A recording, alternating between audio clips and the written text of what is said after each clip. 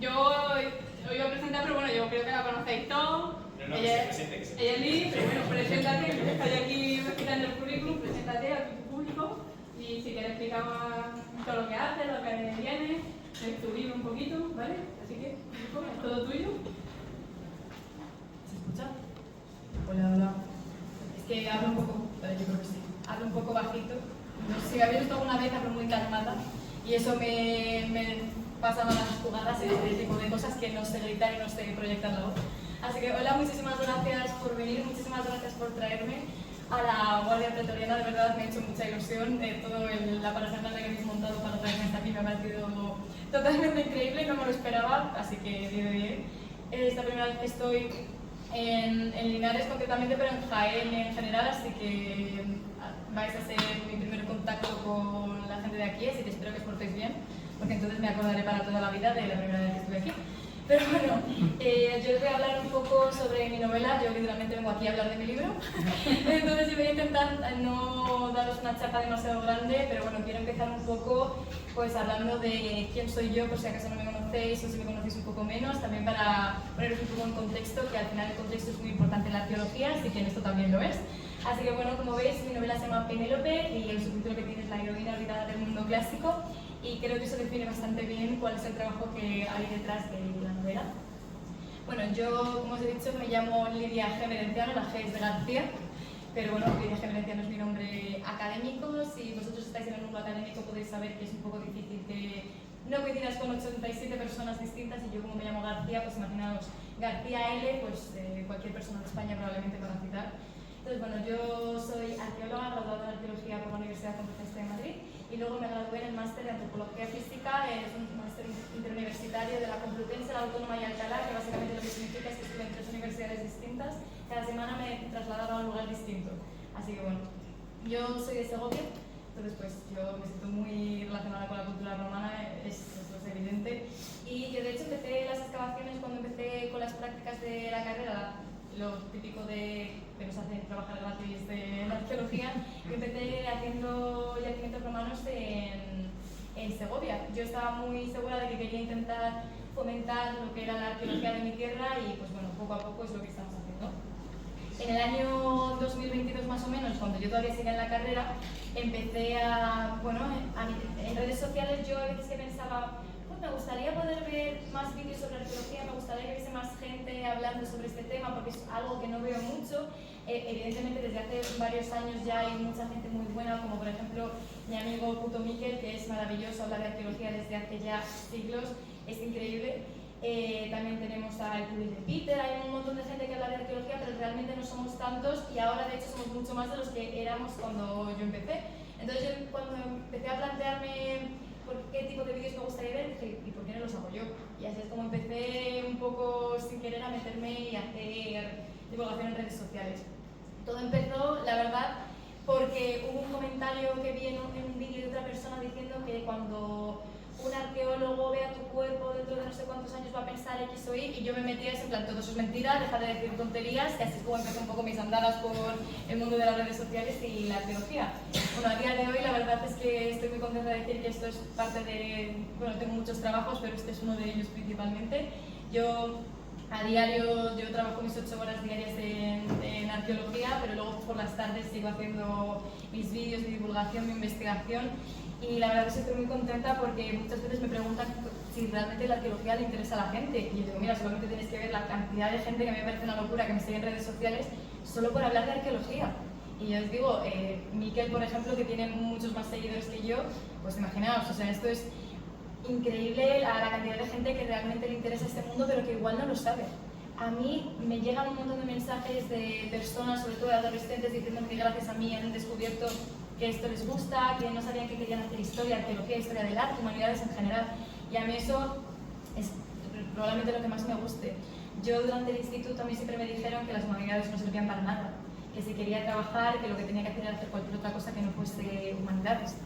Entonces, el hecho de yo poder ser ese punto de referencia para otras personas que han estado en el mismo punto que yo, Pues a mí, pues evidentemente me parece una locura. Todavía me parece como súper raro cada vez que alguien viene, ya no solamente en comentarios, sino que gente se acerca a mí por la calle a decírmelo. Oye, que sepas que gracias a ti me metí en la carrera de historia. Pues no sabéis lo que me alegro, es que me parece increíble. Entonces, bueno, yo empecé haciendo, y lo que sigo haciendo, mi contenido principal son las noticias arqueológicas. Entonces, pues yo he decidido traeros un poco aquí para que también, al intentar hacer un poco, meteros en lo que es mi mundo antes de empezar con el libro plenamente, os he traído algunas noticias arqueológicas relacionadas con Roma que han surgido en los últimos meses. A ver qué os parece, porque yo creo que pegan mucho para lo que hacéis aquí y creo que os puede interesar. Por ejemplo, aquí tenemos un descubrimiento que se ha hecho en Herculano. Pues siempre que se habla de la erupción del Vesubio se habla mucho de Pompeya, pero Herculano, a mi parecer, es un yacimiento mucho más interesante que Pompeya porque tiene cosas que son únicas. Y no es la primera vez que os voy a hablar de Herculano aquí, pero es que se encontró un cerebro. Las noticias lo dijeron como cristalizado, pero realmente la palabra sería como vitrificado. O sea, estamos hablando de una cosa que no se ha encontrado nunca en estado natural, es muy difícil. Se han encontrado partes de otros animales, pero nunca jamás un cerebro y nunca jamás de un humano. Es que es una locura. O sea, imaginaos ser los arqueólogos que habéis sacado esto de un cuerpo, porque, o sea, como podéis ver en la imagen, estaba dentro del cráneo. O sea, esto tiene que ser la cosa más maravillosa que he encontrado nadie nunca. O sea, yo ya me jubilaría. O sea, a partir de aquí no puede ir a nada mejor estar excavando en Herculano y encontrarte esto. Es una locura. Y esto es muy difícil que suceda por la simple razón de que, uno, tiene que haber agua en el espacio que se vaya a vitrificar. Es decir, que solamente podía haber pasado en órganos muy específicos. Entonces, por ejemplo, el cerebro es un muy buen lugar para que esto suceda, pero pues, lo que os digo, es prácticamente imposible que esto suceda de manera natural. Segundo, tiene que haber un cambio de temperatura muy brusco, estar muy frío y muy caliente en el mismo momento. ¿Qué pasa? Que con la erupción del volcán primero se calentó mucho el ambiente y luego hubo un momento en el que se hizo como una especie de boina, como la que hay en Madrid ahora mismo, y que lo que hizo fue aislar completamente el calor. Entonces, pues, pasaron un montón de cosas. Yo no soy química, entonces ni física, no entiendo muy bien de estas cosas, pero lo que puedo resumir es que pasó esto que es prácticamente, único. Luego, por otro lado, os traigo una cosa un poco más terrenal, tanto terrenal que es drogas, literalmente. El beleño negro es una planta que se ha relacionado mucho con las brujas en la Edad Media. De hecho, no sé si sabéis por qué razón se cree que las brujas volaban en escobas. No. Se supone que esto os lo digo, hay gente que te puede decir que es real o no, pero bueno, la leyenda y lo que se ha transmitido al menos desde la Edad Media es que lo que se hacía una pasta con beleño negro, que al final las propiedades que tienen es una droga alucinógena. Entonces hacían una pasta, este ungüento, esta pasta, lo que hacían era echarlo en la punta de la escoba y luego pues se lo introducían por sus órganos sexuales, básicamente. Entonces, literalmente se pillaban tal viaje que ellas soñaban que volaban. O sea, claro, y por eso se ha acabado relacionando esto. Esto es una cosa que se dice mucho que históricamente parece que está bastante aceptado. Yo espero que sea algo que sea cierto porque me parece increíble. Pero bueno, tenemos un montón de referencias historiográficas de que en Roma el beleño negro incluso se llegó a recetar como algún tipo de fármaco. Los fármacos en muchas ocasiones tienen una parte que es de droga, porque al final esto palia y hace que no te enteres de los dolores, entonces por esas razones están siempre muy entrelazados. Pero esta es la primera vez que se ha encontrado en un contexto que podemos decir efectivamente los humanos lo utilizaban, porque por mucho que veamos, esta es la diferencia también un poco que veo entre la historia y la arqueología. La historia la escribe la gente, entonces la gente puede mentir. La arqueología es un poco más difícil de manipular, aunque tenemos un sesgo muy importante porque no encontramos todo lo que ha estado siempre, pero sí que es cierto que es un poco más difícil que ese tipo de prejuicios, porque lo he dicho, la gente no escribe la arqueología, para bien o para mal. Al final nosotros nos dicen que los arqueólogos somos los basureros de la historia, y esto es cierto. O sea, nosotros cogemos la basura que han dejado y es lo que estudiamos, pero esto nos da un punto de vista distinto a lo que nos da la historiografía, y por eso somos ciencias hermanas, pero somos un poco distintas. Pues esto se ha encontrado dentro de lo que era creo que era una tibia de cabra o de oveja, no se sabe.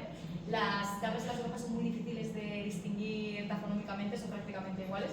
pues estaba dentro, o sea, lo abrieron, lo hicieron un hueco y lo metieron dentro, y esto estaba en una tumba, creo, o sea, vamos, es que es una cosa que entonces sabemos que sí que se utilizaba, y pues esto es un cambio de paradigma de lo que es la arqueología romana.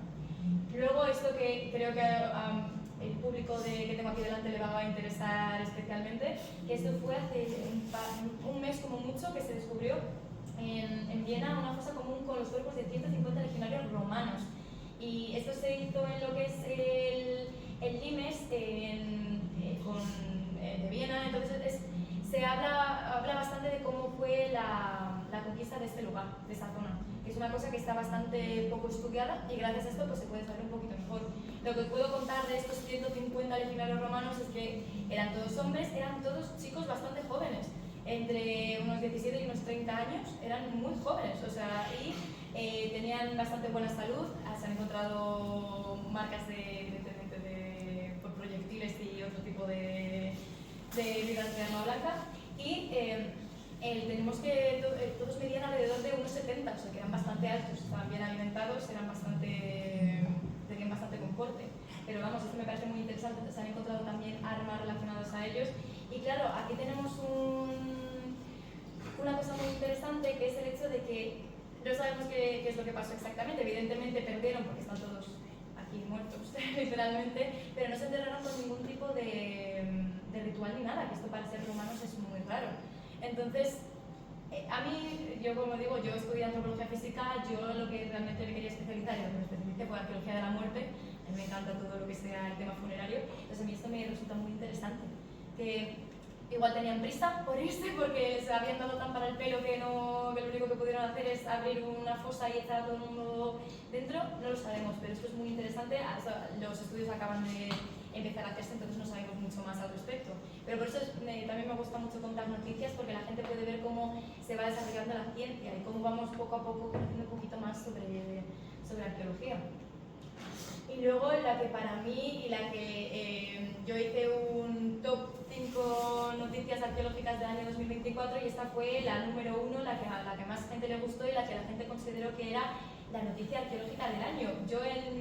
La verdad es que yo creo que es algo muy, muy interesante, y es que, volviendo otra vez a Herculano, se ha hecho un proyecto enorme para intentar leer los papiros que se han encontrado, porque se encontró una especie de biblioteca con un montón pero muchísimos, en plan, igual hasta un centenar de papiros, no intactos, pero sí lo suficiente como para que podamos leerlos.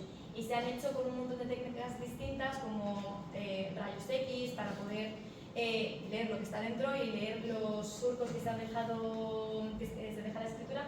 Se han podido llegar a leer partes, y en concreto tenemos un papiro que nos habla de dónde estaba enterrado Platón, o sea, del lugar exacto de la tumba de Platón, que es o sea, creo que no hay nadie en el mundo ahora mismo que no le suene al menos el nombre de Platón, entonces que todavía vamos descubriendo cosas de personajes muy importantes que dábamos por hecho que... El problema es que ahora, como ya no se estudia filosofía, ya. La gente no es consciente de la importancia de Platón y Aristóteles en el pensamiento occidental y cómo ha evolucionado Sí, o sea, las humanidades están muy maltratadas. Sí, te suena Platón, pero realmente esto la gente no llega a conocer el nivel de importancia de saber sobre la filosofía, que es que nuestra base es esto, Platón y Aristóteles, no es consciente, entonces pues sí, eso tiene razón. Y por esa razón también doy tanto la chapa por redes sociales sobre humanidades, arqueología, porque la gente... hay un problema muy grande, y es que todo el mundo cree que puede ser historiador y arqueólogo por haberse leído una revista de National Geographic. Y esto es un problema. O sea, las revistas las escriben los expertos para que tú decidas si luego quieres también estudiar más allá. Bueno, eso también es algo que compartimos editorial, de hecho, José y yo. Pero sí, o sea, mucha gente... O sea, he tenido un montón de comentarios, un montón de peleas por redes sociales de gente diciendo que no hace falta estudiar una carrera, no hace falta realmente hacer nada más para ser historiador, porque cualquiera puede saber, no, tú puedes saber 4 datos interesantes y puedes tener nociones de cultura general, pero eso no significa que tú seas historiador, ni que seas arqueólogo, ni que seas historiador del arte, ni que seas absolutamente experto en nada de nada. yo puedo mantener una conversación bastante alta en nivel de genética, pero eso no significa que yo no sea genetista ni que tenga más idea que cualquier otra persona que haya hecho una carrera de biología. Esto es un problema que tenemos muy grande. Pero bueno, ya ahí ya os voy a hablar un poco de mi novela, que lo podéis ver aquí. La verdad es que una de las mejores cosas que me ha dado las redes sociales es la oportunidad de poder contar esta historia, porque ahora mismo el mundo editorial es una cosa que es muy complicada y muchas veces lo que hacen es buscar a gente que ya sea conocida para poder darles la oportunidad de publicar. Yo aproveché al máximo esa oportunidad. En cuanto me dijeron, ¿te gustaría escribir una novela? Yo dije, me encantaría. Y la verdad es que Penélope, de verdad, es uno de los proyectos de los que más orgullosa estoy, también uno de los que más dolores de cabeza me ha dado. O sea, lo que has dicho, yo hubo un punto de mi vida en el que estaba acabando el máster, trabajando y al mismo tiempo, bueno, en redes sociales y acabando el manuscrito del libro para entregarlo. Yo no dormí mucho durante unos meses el año pasado, pero mereció completamente la pena porque para mí, de verdad, es mi bebé y es una cosa de la que estoy muy orgullosa. ¿Cómo surgió Penélope? Bueno, pues como todo lo que tiene que ver conmigo, nació de las fuentes arqueológicas e historiográficas. Yo empecé a darle vueltas a una historia mitológica. Yo una de las razones por las que me acerqué a la arqueología era porque a mí me gusta mucho la mitología. Yo cuando era una adolescente leí Percy Jackson y tal vez una cosa que a mí se me quedó muy clavada también. Entonces, la verdad es que el haber podido hacer un libro de mitología como mi primera novela, a mí, vamos, me parece que es un lujazo. Yo llevo escribiendo toda mi vida, pero no siempre se me han dado las mismas oportunidades, entonces por eso yo cuando pude, pues yo aproveché. ¿Qué pasa? Que cuando empecé a pensar en sobre qué hacerlo, es verdad que, por ejemplo, mi editorial me comentó que si, ¿por qué no lo hacíamos sobre Penélope, pero durante los 20 años que ya pasé en Ítaca esperando a Ulises, Odiseo, a que vuelva, para ver cómo se desenvolvía y como un libro muy político de ver lo que pasaba también con los pretendientes. Y yo me quedé pensando y dije, es que creo que eso me ocurriría. Yo no quiero escribir un libro que yo no quisiese leer. Y a mí eso me parece muy importante porque es verdad que hay veces que tú haces cosas que a ti no te gustaría consumir, pero en este caso sí, porque un libro no es hacer un vídeo, un libro no es hacer un trabajo de la carrera y ya está, que igual es una semana, 2 semanas de documentación y de estar un poco fastidiado. Un libro son muchos meses de documentación y de trabajo, entonces yo sabía que quería hacer algo que me gustase. Entonces yo me encontré con una pequeña cita de Pausanias, que Pausanias cuando estuvo haciendo, Pausanias que es un historiador y es geógrafo griego, bueno, ha hecho de todo Pausanias, es increíble, estuvo haciendo una descripción de Grecia, una descripción de todo el país, y en uno de estos lugares, en Mantinea, que es una ciudad del Peloponeso, de repente dijo, aquí la gente de la ciudad dice que es donde está la tumba de Penélope. Y claro, yo me quedé así como, ¿y eso? Y Pausanias cuenta. Pues la tradición nos cuenta que cuando volvió Ulises, vio a todos los pretendientes y después de asesinarlos a todos, le echó la culpa a Penélope de que ella les había dejado pasar y que todo esto había sido culpa suya, que por lo que no había sido fiel y que bueno, que había sido la peor mujer del mundo, y decidió exiliarla con su padre, que ahora os hablaré más del tema de su padre porque me parece muy interesante. Y que entonces, bueno, que no saben cómo acabó ella muerta sola en Mantinea. Entonces yo dije, wow, esto es una cosa increíble. Es literalmente, o sea, no se ha explotado qué es lo que pasa después de la Odisea. Cuando haces un libro, también desde las editoriales hacen como una especie de estudio de mercado y un poco de tanteo, de prospección arqueológica al respecto de qué otros libros han sacado del mismo tema para que tú sin querer no pises otro libro, porque ahora mismo está todo escrito y es muy fácil que de repente coincidas con alguien en algún tipo de cosas. Entonces, pues todos los libros que se han hecho sobre Penélope suelen ser sobre eso, sobre los 20 años que ella se pasa en Ítaca esperando a Ulises. Entonces, cuando me dijeron, no hay nadie o ningún libro, al menos así conocido, que se haya publicado en los últimos años que trate de eso, así que yo dije, pues perfecto, si me dejáis, y me dejaron, así que yo ahí estuve. Y investigando un poco más, porque a mí Penélope es un personaje que es básicamente, que la única personalidad que tiene es lo fiel y paciente que es. Es un arquetipo. Los personajes de la mitología griega y de la romana son arquetipos, o sea, tú eres el héroe valiente, tú eres la bruja mala y tú eres la esposa fiel. Y eso es hasta ahí, es donde estamos. ¿Qué pasa? Que a mí me parece como muy simplista el discurso de los héroes, que además los héroes homéricos son todos héroes dorados, increíbles, perfectos, y luego tú te paras a pensar y dices, pero es que esto es una tontería. O sea, Hércules, ahora mismo todo el mundo recuerda como los 12 trabajos de Hércules y todas las cosas buenas que hizo, y también por la película de Disney, que bueno, ya podemos hablar en otro momento cómo es posible que Hércules sea hijo de Hera, pero bueno, vamos en otro momento. Pero Hércules, Heracles, él asesinó a su mujer y a sus hijos y por eso le tuvieron que mandar a hacer penitencia. Esto es una cosa que la gente de a pie no tiene ni en cuenta. O sea, que se creen aquí todos los héroes son increíbles, tienen sus fallos. Y Hércules, Heracles era el que más de todos probablemente. Y Ulises Odiseo a mí me parece que es una persona que es terrible también, es muy listo, es muy inteligente, pero bueno, él se pasó literalmente durante los 10 años que estuvo intentando volver a Ítaca, los 10 años de la guerra de Troya, se estuvo embarazando y liando con la mitad del Egeo y parte de otros mares. Entonces a mí me parecía totalmente increíble que de repente hubiese llegado a casa y hubiese acusado a Penélope de ella de ser infiel cuando públicamente se negaba a casarse con nadie más. La dualidad de cómo una persona puede convertirse en la mujer más perfecta del mundo y dejar de serlo en cualquier momento para convertirse en la persona más odiada, en el enemigo público número 1, literalmente, a mí me encantaba. Me parecía terrorífico y a mí es algo que me gustaba, porque también algo que nos dejaba caer la mitología, que yo ahondo mucho más en mi libro, porque no, lo he dicho, esto es como una corriente que salió después, entonces no está escrito, no está dejado no es una cosa que haya venido de Homero, sino de la tradición posterior. Telémaco, el hijo que tienen Penélope y Ulises, habría estado a favor de su padre. Es un niño que ha crecido sin su padre, que no tiene ni idea de quién es. Y aún así, después de estar con su madre 20 años, decidió que sí, vale, mamá, vete y ya nos veremos en otro momento. A mí me pareció una historia terrible y me pareció una historia que merecía ser contada. Que poder cambiar eso del paradigma del héroe griego y dárselo a otras personas, como por ejemplo Penélope, que yo creo que se lo merecía. Y ahora el tema del padre de Penélope, que se dice que iba a volver a él antes. Es que Penélope es hija de un gran rey espartano. Penélope ya tuvo que pasar la educación espartana. Esto, no sé si sabéis un poco de educación espartana, los espartanos no tenían nada que ver con, bueno, en general entre polis griegas no tenían nada que ver las unas con las otras, esto es muy interesante, pero concretamente en Esparta ellos creían que una mujer fuerte e inteligente daba hijos fuertes e inteligentes. Esto sigue siendo algo súper machista, evidentemente, pero es muy interesante porque, por ejemplo, sí que las dejaban aprender y entrenarse en ciertos puntos que en otras partes de Grecia no se podían.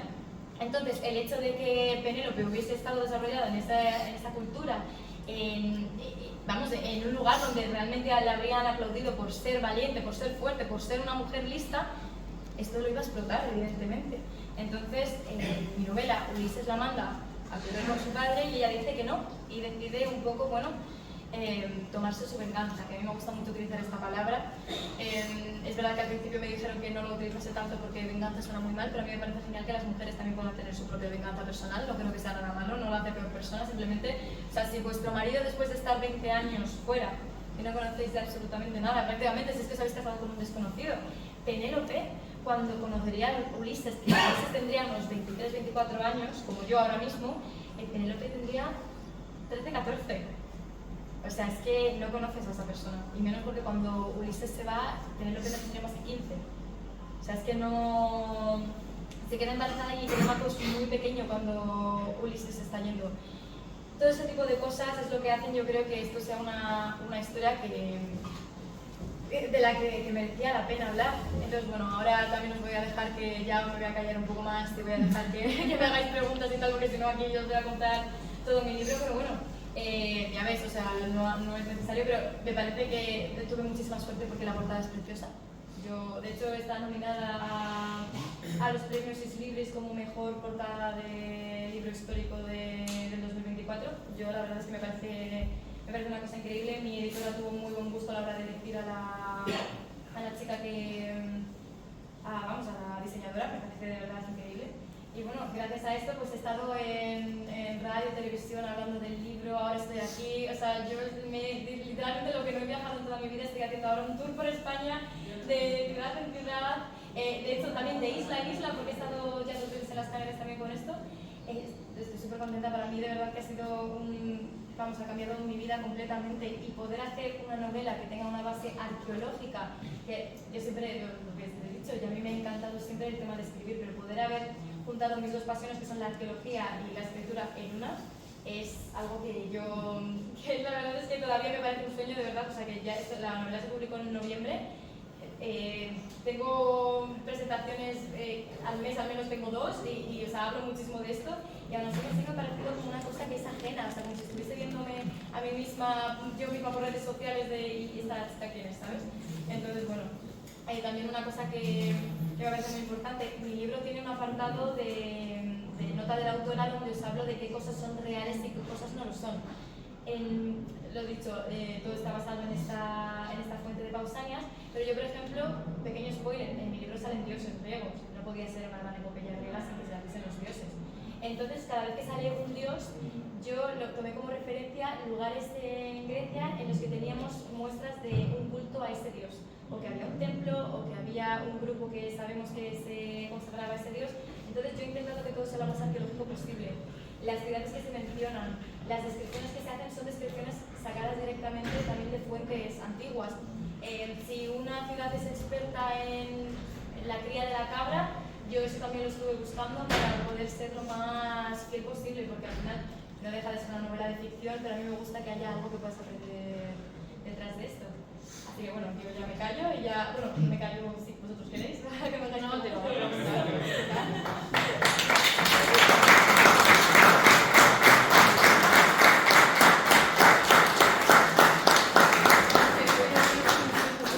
¿Cuánto tiempo estuviste preparando el libro hasta que salió? ¿Cuánto tiempo te llevó escribirlo?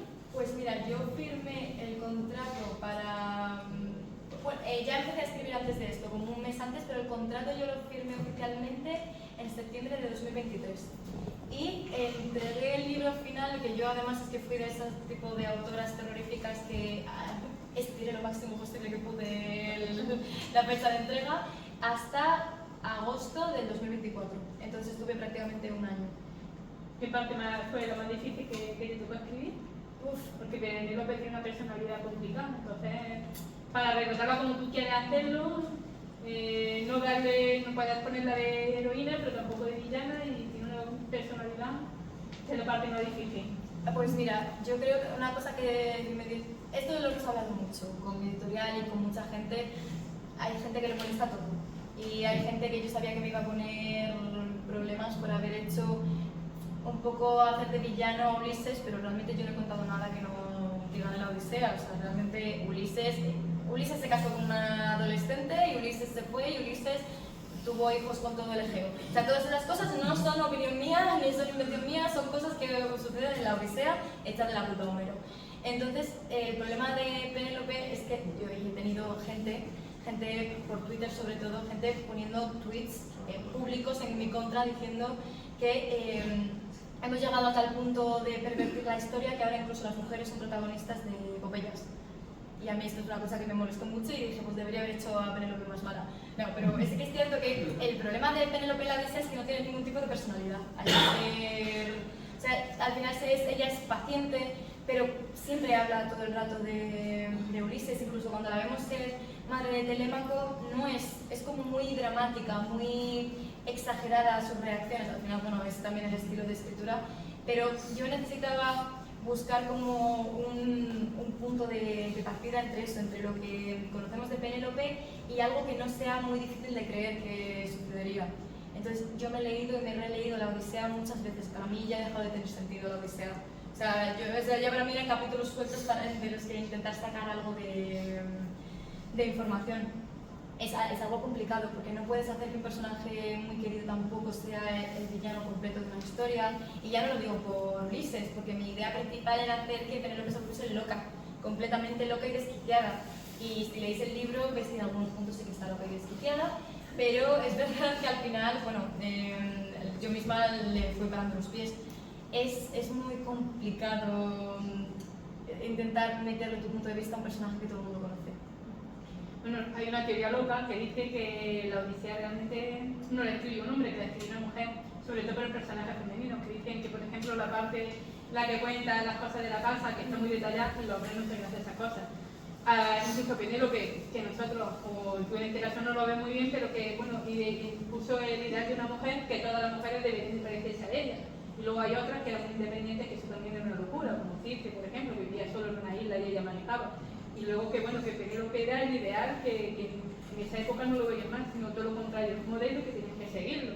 Entonces, claro, al desmontar todo eso, yo te cuenta que en esa época, que yo siempre digo, no podemos mirar con los ojos de hoy el pasado, pero en esa época la mujer ideal era Penélope. Sí, es que No le tenía falta, aunque nosotros creamos que, como tú dices, hay personas que no, es que la mujer ideal que tienen que ser así, buenas, castas, puras, tranquilas, que en la casa. O sea, ese es el punto, que al final Penélope es un arquetipo, literalmente es la mujer perfecta, lo que todo el mundo debería intentar ser. Por eso también me gustaba mucho la idea de darle un toque de ansiedad y de rebeldía, de querer salir de lo que había hecho, porque al final es eso. Tenemos como Penélope es como la otra cara de la moneda de Helena, por ejemplo. Helena, que siempre se le ha visto como lo peor del mundo. Esta es una frase que voy a decir en absolutamente todas las presentaciones de mi libro, yo creo, y lo voy a decir.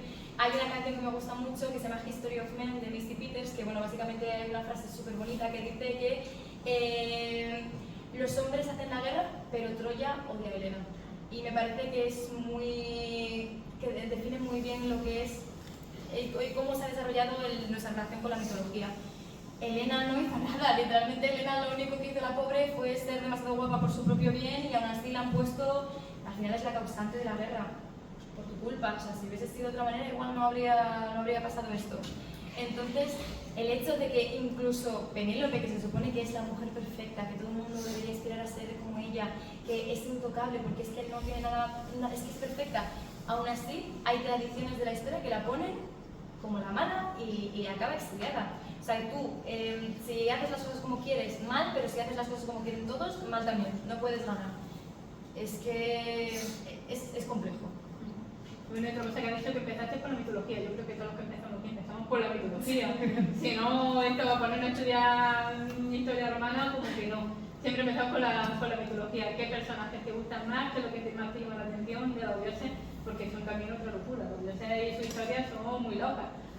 Es una cosa que todo el mundo nos fascina por ese punto de locura y más que de fantasía, ¿no? Sí, a mí es que el tema de los dioses me parece una cosa completamente increíble y porque yo creo que nos han llegado muy edulcoradas las historias ahora, que nosotros pensamos que son toda mira que gracioso, no sé qué. No, en la mitología hay violaciones, asesinatos, guerras, aquí la gente, bueno, incesto a patadas, porque bueno, los dioses supongo que no tienen ADN, pero aún así es algo peligroso. Historias de un dios que eyacula en la pierna de una diosa y así aparece un niño. Es que es una locura, o sea, es que empezamos a desgranar ese tipo de historias y vemos como ahora nosotros somos mucho más pudorosos de lo que fueron en su pasado. Bueno, los romanos son los reyes de los grafitis eróticos. En Pompeya se han recuperado más dibujos de miembros masculinos que probablemente en cualquier punto de todo Jaén. O sea, que es que, vamos, esto no nos pilla nada nuevo. Pero esta me parece increíble. Porque a diferencia de las religiones actuales, al final es que la mitología, lo que para nosotros son cuentos ahora, eran creencias que ellos seguían. Me parece increíble, o sea, que aquí lo explicaban absolutamente todo. Es mucho más fácil decir, no, un dios ha venido aquí, lo ha creado todo, nosotros podemos hacer lo que quieran. No, mola mucho más el hecho de que diga, mira, tú ten cuidado porque Zeus puede venir convertido en oca y preñarte. O si te descuides un poco, o sea, ni siquiera eso, ya puedes estar dormida, puede venir un rayo de luz y ¡boom! Gemelos, ¿sabes? O sea, es que ese tipo de cosas, o sea, pero ¿cómo? Claro, la gente tendría que estar acojonada, no sé tengo la palabra, pero se imaginaos, o sea, ya no es solamente que pudieses sufrir la furia de los dioses, es que encima te dejaban con un niño con una fuerza increíble y, ¿no? O sea, es que me parece súper gracioso. Entonces, es que me parece fascinante y me gusta también poder dar mi granito de arena, que la gente pueda seguir descubriendo la mitología y que pueda seguir acercándose como nosotros a este mundo por la parte divertida.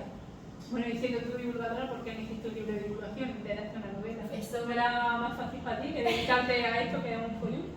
Me encanta esa pregunta. Esa es la cosa que me han dicho un montón. Sí, o sea, a mí me han ofrecido un montón de libros de divulgación. Y en el momento en el que yo estaba pensando en si firmar con la novela o no, me ofrecieron justamente de otra editorial también muy buena un libro de divulgación. Entonces yo tenía como ahí, yo no podía hacer las dos cosas. Ojalá, si pudiese en algún momento dedicarme a esto a tiempo completo, y no, porque además justamente en ese momento estaba en el máster y nada más acá, o sea, se me solapó el máster con el trabajo, con esto, con lo... Pues imagínate si tuviese que haber entregado 2 manuscritos, me habría vuelto loca. Entonces, a la hora de la verdad de decir una cosa u otra, yo pensé, lo de divulgación, yo sé que se va a vender mucho mejor. O sea, yo soy consciente de eso, de que mi público al final no tiene por qué gustarle leer en ese sentido. Si le interesa la arqueología, pero puede que no le interese la novela. Hay mucha gente que solamente consume no ficción. La verdad es que esto fue un poco por mi niña interior, porque a mí siempre me ha gustado escribir, entonces yo lo hice un poco por lo que a mí me gustaba. O sea, fue un poco egoísta, tampoco egoísta, porque al final la que iba a perder dinero era yo, pero no sé, a mí me apetecía escribir una novela y yo sabía que si era un proyecto tan duro como iba a ser, que también habría sido duro con un libro de divulgación. Los libros de divulgación son más cortitos, piden menos cosas en el sentido de que no tienes que enlazar una historia, es que tiene un hilo conductor el libro, entonces tú puedes hacer cada capítulo más o menos independiente, entonces te lo van a criticar mucho, ¿no? Porque tú estás aquí metiendo mucha fantasía, que siempre, sí. claro, sea una cosa que, que es muy objetiva, ya sabes que te van a criticar mucho. Sí, bueno, no sé las críticas que ahora tienen con el libro, supongo yo que a lo mejor no le ha gustado mucho toda la fantasía que metiste en el libro. Pues fíjate, yo los mejores comentarios que he tenido han sido de gente de filología clásica, arqueólogos, historiadores, son los que mejores cosas que han dicho, porque me han dicho que se nota que conozco del tema, que he estudiado la Odisea, que he estudiado el registro arqueológico, entonces en ese caso no he tenido ningún problema. Yo pensaba que también iba a ser un punto ahí un poco de inquietud, pero lo que más le ha molestado a la gente es lo de Penélope. O sea, en general, o sea, el problema, que a mí esto es una cosa que no entiendo. ¿Por qué os molesta tanto poner una protagonista femenina? Es que tampoco es que yo haya aquí inventado absolutamente nada. Llevo habiendo protagonistas femeninas desde hace muchos siglos, os lo prometo, no es la primera. Y las mujeres en la mitología también tienen una carga muy importante. Aquí, o sea, no sé, me parece probablemente la crítica más estúpida que me podían hacer y también la que menos me molesta. Entonces yo me alegro, porque o sea, no me han dicho nada de, pues el libro está mal escrito, pues esto está fatal porque no sé qué. No, la documentación le gusta a todo el mundo, la manera de escribir pues te puede gustar más o menos porque al final esto es más objetivo, pero el problema que tienen la gente, y con la gente me refiero a ciertos hombres, es con el tema de que la protagonista sea una mujer. ¿Qué tipo de libro lees tú? ¿Qué te gusta? ¿Solamente clásico o...? No, yo de hecho, yo me prohibí a mí misma leer retellings cuando estaba haciendo el libro, porque por ejemplo hace unos años hizo súper famosos 2 libros en concreto, que son Circe y La canción de Aquiles, que son 2 libros que han acercado muchísimo a la gente a lo que es la mitología. ¿Qué pasa? Que yo dije, yo tengo miedo de, sin querer, porque al final tú como escritor eres lo que has escrito también, de lo que has bebido, o sea, de lo que has leído, perdón, de lo que has bebido de la lectura. Entonces, sí que me ponía a leer ese tipo de cosas. Tenía miedo de que, de manera no intencionada, evidentemente, me quedase algo como un resquicio de esto. Y de hecho, mi editora me preguntó que si no íbamos a meter a Circe en la novela, y yo dije, no, porque, bueno, no sé si sabéis cuál, es que a mí esta tradición me parece terrorífica. Hay otra tradición opuesta a la que yo os estoy contando, que es que, Circe y Ulises tienen un bebé, tienen un retoño, un bastardo, y el chaval cuando crece va a Ítaca y mata a Ulises. Entonces cuando mata a Ulises, el hijo de Circe se casa con Penélope y Telémaco, que es el hijo de Penélope y Ulises, se casa con Circe. A ver si estáis entendiendo la cantidad de texto repentino que ha habido en este momento. Claro, a mí me dijeron, esto puede ser algo interesante. Yo dije, no, porque, o sea, primero porque el problema de meter a un personaje como Circe, que todo el mundo conoce, ya no solamente porque le conoce el mundo por la mitología, sino también por el libro, esto sería un problema. O sea, porque ya hay muchos problemas de comparación entre autores, es que es normal, que al final si tú escribes sobre Grecia, pues te van a encontrar autores de Grecia. La suerte yo creo que yo tampoco conozco a tanta gente que se especialice en literatura de Grecia, de Roma, todos los que queráis. O sea, ahora mismo os puedo sacar el catálogo de mi editorial y vais a encontraros entre ellos a posteriori, pero un montón de gente que haga romanos, o sea, muchísima gente, pero Grecia tampoco. Yo, los libros que me gustan, me encanta un género que se llama Dark Academia, que es literalmente, sobre todo universitarios, volviéndose loco y matándose entre ellos. A mí esto me parece increíble. La novela policíaca también me gusta mucho, todo lo que sea novela negra. Como yo soy arqueóloga de la muerte, a mí me encantan los asesinatos, todo el mundo forense me encanta. Entonces, a mí me gusta mucho leer este tipo de cosas, también para despejarme la mente, porque yo, o sea, me encantaría leer más cosas y más novela histórica. Por ejemplo, tengo súper pendiente a mi compañero y amigo Luis Zueco, que es increíble, que es una persona increíble y no he podido leer tantos de sus libros como me gustaría, porque yo solo de pensar, después de trabajar 8 horas siendo arqueóloga, documentándome para vídeos de arqueóloga, luego documentándome para otros proyectos de arqueóloga, ponerme a leer más cosas de arqueología, digo, igual acabo loca. Entonces me gusta leer cosas que no tengan tanto que ver con lo que hago. ¿Tú te crees que para leer Penélope primero tienes que leer otro tipo de libros, como hemos estado diciendo, la Odisea, o tú recomiendas el libro aunque no tengas ni idea de quién era Ulises, que la escribir bien de algo antes, o directamente pueden ponerse con el libro que lo van a entender? Yo creo que no hace falta. Yo creo que no hace falta porque yo he dejado bastante claro, yo cuento por qué ocurrió la guerra de Troya, cómo se basa. El libro está narrado a 3 voces, pero voy a centrarme en 2 concretamente. Hay 2 tipos de narradores distintos. Uno omnisciente, que es el que cuenta el viaje de Penélope, y otro en primera persona, que es Penélope ella misma contando su pasado. Entonces, en los capítulos de pasado, ella va contando todo lo que es mitológico, todo lo que conocemos. Entonces, no creo que sea necesario realmente leer la Odisea, la Ilíada o cualquier otra cosa, porque no hace falta. Eso yo de verdad animo mucho a la gente. Y los mejores críticos que he tenido con esto son amigos míos que no tienen ni idea, o sea, gente, de verdad, gente que lo único que sabe, literalmente lo único que me dijo que sabía de la Odisea era por el capítulo de los Simpsons que hay sobre... O sea, ese era el nivel. Entonces dije, pues sois perfectos entonces, porque si no tenéis ni idea, me dijeron que no había tenido ningún problema. Es verdad que si te has leído la Odisea, que si sabes de mitología, hay guiños que van a hacer que se disfrute mucho más, pero yo lo que quería no era hacer un libro especializado para nadie en concreto. Eso me parece un poco ya clasista y muy académico, que la novela no tiene por qué exigirte que tengas una formación antes. Entonces yo aquí os dejo las cosas para que también puedes hacerlo masticadito y por esto. Bueno, yo te lo estoy hablando, si queréis preguntar vosotros algo, lo que sea, que si no yo me tiro aquí esta mañana. O sea, que no tenéis duda o algo, queréis preguntar de cosas, por favor, preguntad. Si no, yo sigo preguntando. ¿Y tienes pensado una segunda novela o si quieres sacar alguna novela de algún protagonista, que no es protagonista, sino un personaje secundario importante para la protagonista, de cualquier otra historia mitológica? ¿Cuál escogerías? Pues mira, es verdad, bueno, hace como un mes, hace un mes en abril, yo es que ya no tengo noción del tiempo para mí. Formé parte de un libro solidario para los afectados de La Habana y me pidieron que escribiese algo, y eran todos doctores en historia y arqueología, porque esto era de la Universidad de Valencia, desde el área de clásicas. Entonces, pues, escribir un pequeño artículo y tal, y yo dije, ¿puedo escribir un relato mitológico? Y me dijeron, sí, adelante, así es un poco distinto, y yo hice sobre Cassandra, que a mí Cassandra me parece un personaje increíble, es súper puro, porque lo que dice Cassandra es terrorífico. Cassandra es una mujer a la que se le dio el don de la clarividencia, es decir, el poder ver el futuro, pero también le pusieron el pero de que nadie la creería.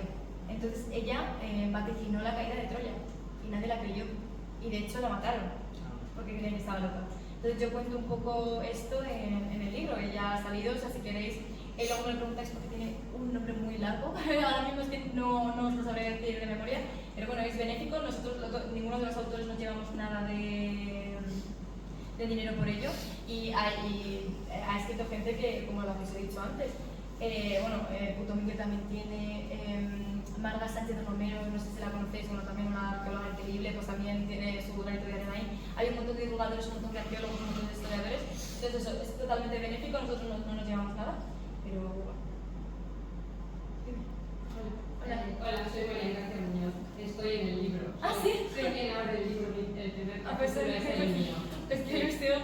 Sí, y ayer estuvimos presentando en Sevilla. Fue genial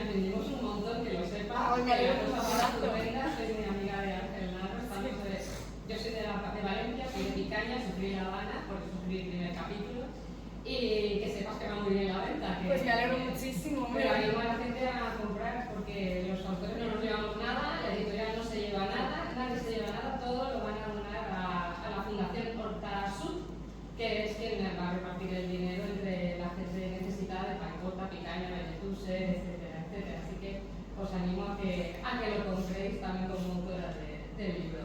Pues nada, me alegro muchísimo de que estés aquí, entonces. Es que te digo, a mí me hizo mucha ilusión que me preguntaste si quería hacer algo para el proyecto, porque hay gente que realmente que lleva muchos años con esto, entonces yo me siento como súper pequeñita al lado de ellos, pero todos son doctores, no sé qué, y yo, bueno, estoy graduada en arqueología, entonces pero me hace mucha ilusión. Y sí que he pensado en otro tipo de personajes y de otras mitologías distintas, porque también me gusta tocar otros palos diferentes. Yo os puedo adelantar que yo ahora mismo tengo un proyecto de una novela, entonces esto es otra cosa que saldrá, sale para 2026, ahora está proyectado. No tiene nada que ver con la mitología, eso sí, porque, bueno, realmente tampoco sé si lo que puedo adelantar y no puedo adelantar, igual mi editora me está viendo y me dice, cállate, pero es un poco distinto, sigue siendo novela histórica, pero en una época totalmente distinta, o sea, mucho más cercana en el tiempo de lo que es la antigua Grecia. Pero bueno, no tengo pensado dejar los personajes mitológicos porque es una cosa que me interesa mucho. Y sobre todo eso, en la mitología griega hay tantísimos personajes de los que se pueden sacar historias tan interesantes que... De hecho tengo en el móvil una lista de cada vez que voy pensando en alguna cosa, digo, mira, pues este personaje puede ser guay para enlazarlo. También he pensado hacer como una especie de multiverso de Marvel, porque este libro es, es único, no va a ser una trilogía ni nada, es único y que se puede leer independiente, pero igual si hago más libros sobre Grecia, pues igual que se entrecruzan las historias o porque sale un personaje de ese tipo de cosas me encanta, porque al final tú puedes leer el libro que te interese, no te falta leer los demás, pero un guiño para los lectores. Siempre muchos proyectos en mente y muy poco tiempo, lamentablemente. Bueno, si tenéis alguna preguntilla más. Sí, yo quiero hacerte una pregunta. La versión que nos ha dado de Ulises, si nos lo encontramos por ahí, lo vamos a poner precioso. ¿Dirías que es feminista tu libro? Es que, a ver, o sea, a mí me parece que, evidentemente porque tiene todo lo que sea desde un punto de vista femenino y que trata de reivindicar la historia de las mujeres es feminista. No se puede hacer, yo creo que sí, aunque la gente no le gusta utilizar esa palabra porque ahora mismo tiene connotaciones negativas que tampoco comprendo, al final, lamentablemente, si tú lo que quieres hacer es hablar sobre mujeres, esto tiene una carga ideológica de alguna manera, algo que tampoco me gusta porque yo quiero poder escribir sobre mujeres sin que alguien me acuse de hacer un panfleto, porque lo he dicho, podría haber escrito sobre Penélope como podría haber hecho la Odisea de Telémaco, eso daba exactamente igual. Yo quería hablar de Penélope porque me parece un personaje mucho más interesante que cualquier otro de la Odisea. Entonces, un punto de vista feminista tiene, por supuesto, pues igual que como todo lo que hago, porque al final yo soy una mujer joven, soy una persona a la que le han obligado a tener que justificarse todo el tiempo. Bueno, el otro día, sin ir más lejos, me preguntaron que si los seguidores que tengo en redes sociales son por lo que hablo o porque llevo poca ropa, sin haber visto mis vídeos. O sea, que creo que cualquier persona que haya visto mis vídeos, por eso, o sea, sin conocerme de más, quiero decirte que todo lo que haga yo va a tener una carga feminista simplemente por el hecho de decir, oye, que estoy aquí y que no me podéis tratar como si fuese eso, que yo tengo todos los comentarios malos que tengo en mis vídeos, aparte de los negacionistas de la arqueología, que me hacen gracia, ya es que son como mis niños, en plan, ahí me dicen como, no, es que los romanos nunca existieron, pues muy bien, pues ojalá vivir en ese mundo, me encantaría. No, aparte de eso son comentarios sobre todo de hombres, diciéndome cosas como tú deja la arqueología para los hombres, tú montate un OnlyFans. Si eres una niñata de mierda que estás haciendo que hables, seguro que no tienes la carrera de verdad. O sea, yo he tenido que sacar, además por eso lo pongo en las presentaciones que hago, pongo la foto de mi orla porque la tengo tan a mano, porque la gente me acusa de no haber estudiado la carrera. Y esto es una cosa que es que parece una tontería, que estemos en el año 2025 y aún tenga que hacerlo. Sí, yo voy a hacer una pregunta acerca de la fuente que citas para escribir tu libro, que es Pausanias, el libro octavo, párrafo 5, me parece, no, el libro octavo, párrafo 12, línea 5-7. Cita Pausanias, que estoy traduciendo aquí, dice que encuentran que a la derecha de Mantinea, una colina a la derecha está la tumba, que dicen de Penélope, pero que no reconocen esas cosas que se dicen en la Testrófila. Sí. No sé si ha leído la Testrófila o hicieron la Testrófila para poder fundamentar realmente, o sea, yo creo que no necesitaba realmente irme más allá en el punto de, pues esto lo dice, a mí me gustaba lo que dijo, por eso lo que dice Pausanias de, al final que él puede estar más de acuerdo o no estar de acuerdo con eso, pero me gusta la versión que daba porque daba una versión extremadamente distinta a lo que conocemos, y yo por eso decidí meterme en la... Sí, lo que quiero decirte es que ese fundamento de que tiene un hijo que la repudia o que se demás está en un poema Sí, lo sé. fundamental que es la Tesprófida, la Tesprófida que no está, entiendo, en la literatura griega, está dentro del grito troyano, pero que es una de las versiones secundarias más, es decir, entiendo que el género de tu libro pertenece a un antiguo género que pertenece a esa rama de las versiones de un ciclo troyano genérico. Sí, o sea, vamos que podemos estar así hasta llegar a lo que es la raíz del punto, pero sí, o sea, totalmente. ¿Has pensado a nivel futuro que la importancia que tenga la novela se pudiese transformar, por ejemplo, en una serie televisiva? A ver, para eso primero habría que vender mucho, para que las productoras decidan contratar los derechos. Además, con el tema de los derechos es muy complicado. O sea, no sabéis la cantidad de productoras que realmente compran derechos de libros que luego no hacen nada con ellos. Los compran solamente por tenerlos. Por si acaso. Entonces hay mucha gente que dice que sí a estar inmerso en eso y luego jamás ven nunca ni una película, ni una serie, ni nada de lo que prometieron. Entonces esto es un mundo terrorífico.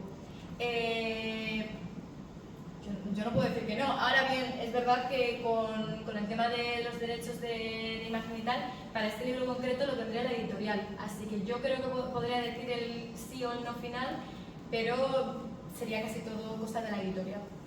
Entonces, bueno, por razones ya personales, o sea, me haría muchísima ilusión de que este libro, evidentemente, cualquier cosa que se adapte a la pantalla, al final va a darle mucha más repercusión para que el propio libro se venda.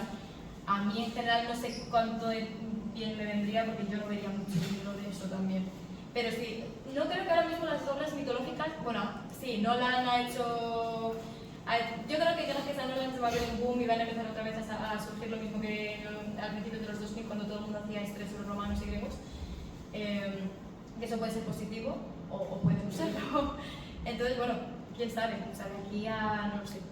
Yo no sé yo si este libro fuese algo que le interesase realmente a las productoras o aquí en España para...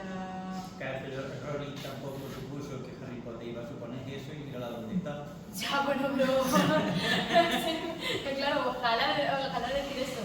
Pero, a ver, mira, por ejemplo, acaba de hacerse una adaptación de un libro que es una novela de un asesinato que ocurre en Atapuerca. Y han grabado en Atapuerca, hay un museo de la evolución humana y tal, o sea, han hecho una publicidad increíble. Ese tipo, es un libro, pues eso, es una adaptación de un libro, casi todas las películas que se van ahora son adaptaciones de algo que ya está hecho antes. Yo creo que siempre hay como un hilo conductor que une a todos los trabajos que acaban haciéndose obras audiovisuales, que es, al final que atraigan a mucho público. Los libros de crímenes son mucho más fáciles de adaptar porque ya estamos acostumbrados a este tipo de cine. Las obras de, o sea, los libros de comedia romántica también es muy fácil de adaptar porque al final ya también lo mismo, son muy fáciles de pasar a guión. Este tipo de novelas, yo no conozco tantas novelas de retelling, que por decirte no conozco ahora mismo ninguna, o sea, ni siquiera esos Circe o la canción de Aquiles, que han generado millones de ventas, lo han hecho. Entonces, pues eso, si gracias a Nolan el año que viene de repente todo el mundo se decide que quiere en su catálogo una película sobre mitología, pues adelante. Yo soy la segunda parte de la Odisea, así que si quiere que me llame, ¿sabes? Acuérdate que Te daré los royalties. hace un vestuario increíble, así que tienes que contratarlo. Muy bien. Perdona, ¿cómo es el título del relato que escribiste sobre Cassandra? Se llama Tenacidad.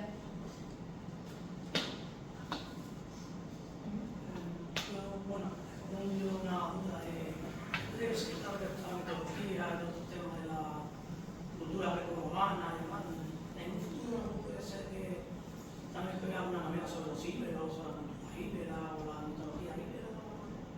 Pues mira, me parecen más interesantes los ciberos, por ejemplo, porque eso también es una cosa que no se ha hecho demasiado. Que sí que es verdad que hay novelas, o sea, creo que todo eso es un mundo que además relacionamos mucho, íberos con guerra, son grandes novelas de batallas. Yo, por ejemplo, yo creo que nunca escribiría una novela de batallas y por eso también, por ejemplo, también me daría mucho miedo meterme en el mundo romano a escribir novelas sobre la antigua Roma, porque la mayoría de historias que se hacen de romanos son de batallas, básicamente. No, por ejemplo, una compañera, Emma Lira, que no sé si la conocéis, ha escrito una novela sobre Cleopatra Selene, la hija de Cleopatra y Marco Antonio, que me gusta mucho lo que ha hecho porque ha salido un poco de esa casi insistencia que se da de que el mundo romano sea obligatoriamente bélico y que no haya nada más allá.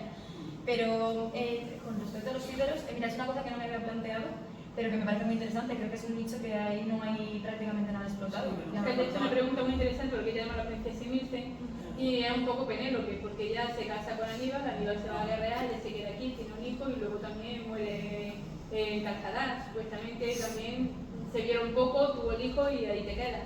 Fue más un acuerdo político, económico, comercial que otra cosa. Y aquí, por ejemplo, la fiesta esta lo va a ver un poco edulcorado la historia de amor romántico. Entonces, bueno, es una historia muy interesante porque también aquí tenemos nuestra propia princesa Mirce, que sería nuestra Penélope, y hay muy pocos datos sobre ella, hay muy poquita información. Aparte del nombre, hay mucho mito más que la realidad. Entonces, pues, he hecho una pregunta interesante, así que si necesitas buscar una princesa íbera desconocida y todo eso, te recomiendo Mirce porque te va a sorprender la historia de Mirce, Cáptulo y Aníbal porque está chula. Eso suena muy interesante, la verdad. Bueno, pues me parece que ya llevamos ya aquí una hora, yo creo que ya vamos a terminar y tenemos un detallito para ti que te va a traer nuestro compañero. Esto es de parte de la Comunidad Vegetariana, estamos muy contentos de que hayas venido. Esperemos que disfrutes los días que vas a estar aquí con nosotros. Muchísimas gracias.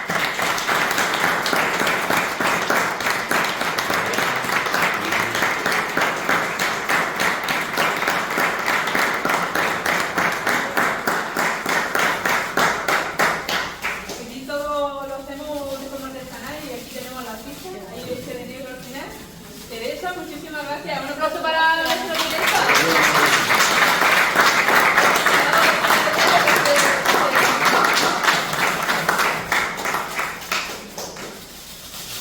Que quiero que lo veáis bien.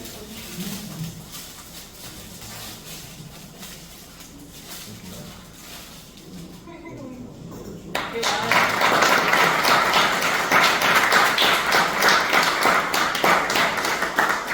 Y este también lo hace esto también lo hace ella.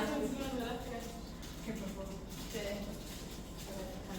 Se lo voy a inventar en nuestra pulsera. ¡Ay, que sí! Sí. Eso sí que no lo hemos hecho, pero además sí. Gracias, por favor. Muchísimas gracias. Es un Sony Angel pretoriano. ¿Veis que alguien quería firmar el libro? La oportunidad de la estación. Estuve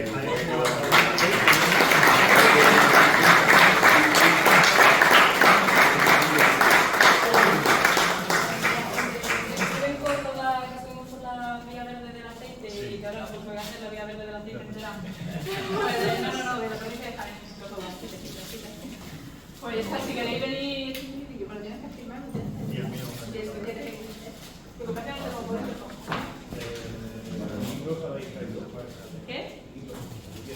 Sí, también le doy. Si queréis, la compro por